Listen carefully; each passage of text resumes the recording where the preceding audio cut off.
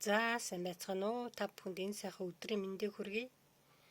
За би нөгөө нойтон салфетканд боогоод ингээд 2 хоногийн өмнө хийсэн үрмэн ийм гоё гараад ирсэн байна.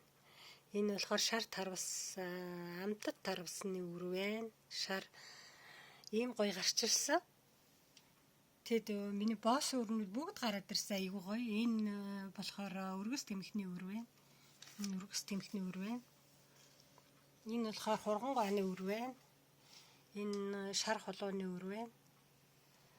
Хурган гоо, шар холооны үр. За.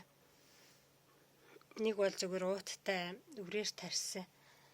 Нэг 2 цэцгийг найз өхнийхөө өгсөн үрийг энд 2 цэцэг хийсэн байсан. Энд чинь болохоор би энэ холуугаан өрслүүлэхгүйгээр өргөстэй эмэгтэй цуг хийгээд үрийн.